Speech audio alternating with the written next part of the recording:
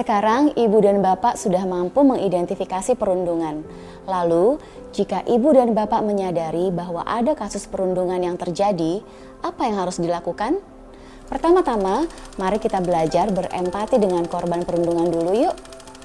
Mari belajar melalui pengalaman dari salah satu murid ibu.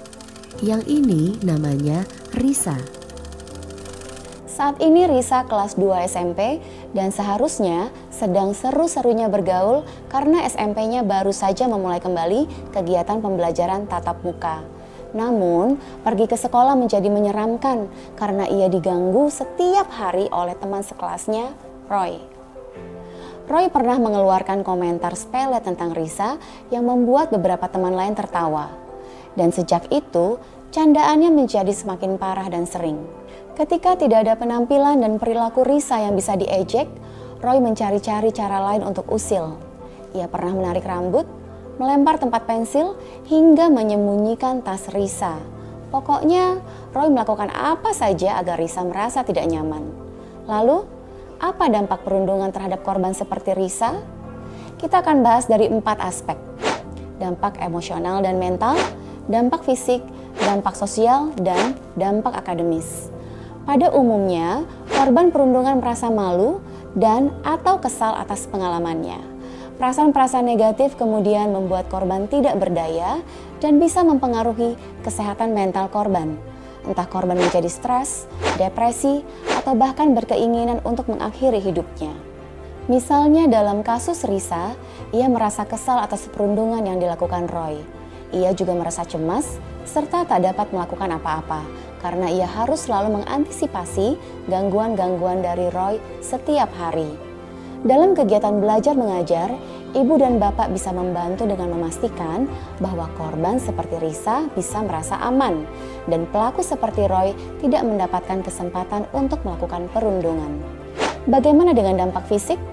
Mari kita lihat dari pengalaman Malik, murid ibu beberapa tahun lalu yang pernah dirundung kakak kelasnya. Malik menjadi sangat mudah lelah. Jika dulu ia bisa sering jalan-jalan sepulang sekolah dan di akhir pekan, sekarang ia lebih memilih untuk tidur. Staminanya menurun karena kondisi mental yang kurang fit dan semua energi sudah dipakai Malik untuk menghadapi pelaku perundungan di sekolah setiap harinya. Dampak fisik perundungan terhadap korban memang bisa beragam. Selain kelelahan seperti Malik, korban bisa merasakan sakit kepala, gangguan pencernaan, perubahan berat badan, hingga sakit otot karena kondisi mental yang menurun. Perundungan fisik khususnya dapat menyebabkan luka-luka, memar, hingga sakit yang serius.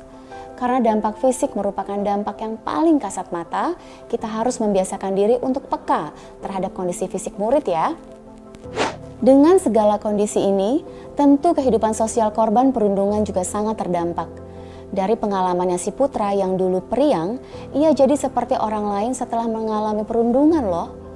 Sejumlah studi menemukan bahwa korban perundungan cenderung menarik diri dari orang-orang sekitarnya dan mengalami kecemasan ketika berinteraksi dengan orang lain.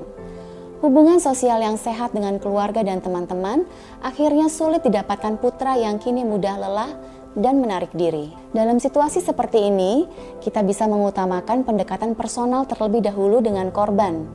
Dulu, ibu berusaha untuk membuat Putra nyaman sehingga bisa bercerita mengenai masalahnya.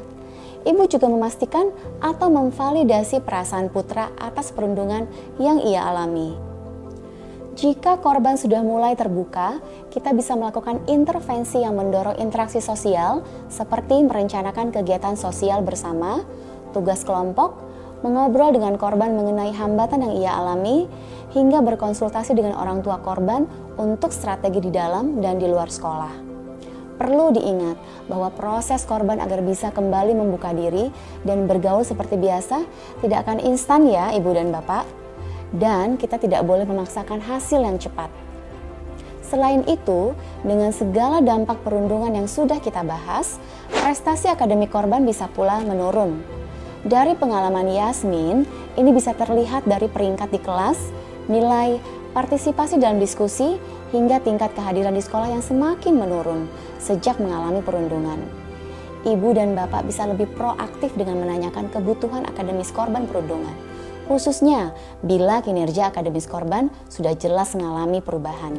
Nah, itu saja cerita dari Bu Undung kali ini. Sekarang sudah tahu kan dampak perundungan terhadap korban? Dengan pengetahuan ini, semoga intervensi ibu dan bapak bisa memprioritaskan kondisi yang terbaik bagi korban ya.